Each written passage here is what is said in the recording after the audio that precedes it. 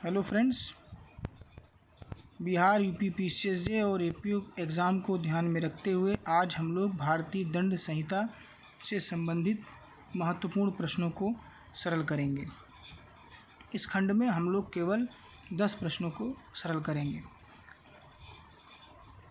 पहला प्रश्न है, आजीवन कारावास का क्या अर्थ है? तो आजीवन कारावास का अर्थ है शेष जीवन भर।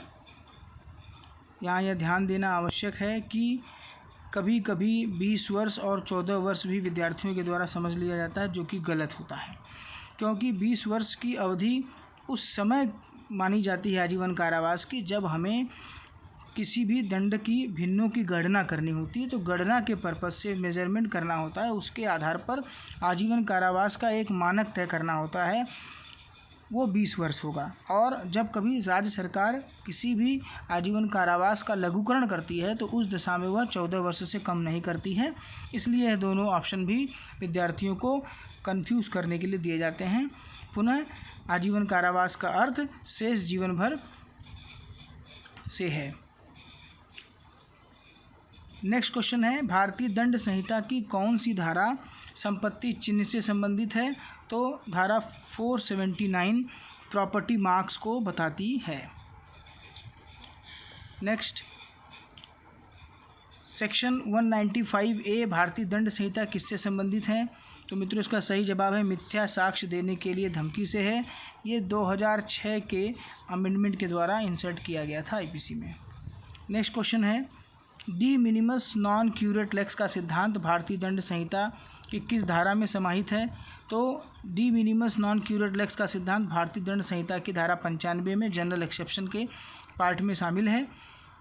इसका मतलब है कि विधि तुच्छ बातों पर ध्यान नहीं देती, जो स्लाइट हार्म्स होती हैं उनको विधि अभियोजन योग्य नहीं समझती है।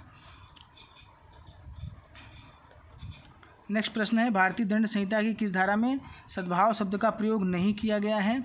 ध्यान देना है। तो सद्भाव शब्द का प्रयोग भारतीय दंड संहिता के धारा 90 में नहीं किया गया है। 90 में केवल सम्मति शब्द को परिभाषित किया गया है। शेष सभी धाराओं में किसी न किसी रूप में सद्भावपूर्वक शब्द शामिल है। धारा सेक्शन 92 में यह बताया गया है कि किसी व्यक्ति के फ़ायदे के लिए सद्भावपूर्वक कोई कार्य करना, बचाव मिलेगा। 93 में communication made in good faith, आपको बचाव मिलेगा। और 89 में किसी व्यक्ति के फ़ायदे के लिए उसकी कंसेंट, गार्जियन की कंसेंट से सद्भावपूर्वक कार्य करना, उस दशा में जो है सहमति का बचाव मिलेगा। और तो ऐसा आंसर है इस प्रश्न का धारा 90। नेक्स्ट क्वेश्चन है, एकांत कारावास की अवधि कितनी है? अधिकतम कितनी अवधि के लिए एकांत कारावास दिया जा सकता है? तो मित्रों, इसका सही जवाब है 3 माह। एकांत कारावास के बारे में धारा 73 में बताया गया है और धारा 74 में उसकी अवधि बताई गई है। नेक्स्ट प्रश्न है, धारा 34 में न्यूनतम व्यक्तियों की संख्या कितनी है? तो इसका सही जवाब है 2 व्यक्ति। यहाँ ध्यान ये रखना है कि 2 व्यक्ति न्यूनतम हैं।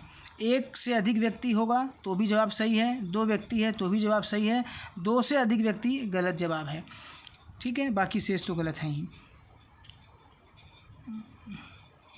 नेक्स्ट और लास्ट क्वेश्चन, बलवा हेतु वांछित व्यक्तियों की संख्या। तो मित्रों, बलवा हेतु के लिए वांछित व्यक्ति 5 हैं।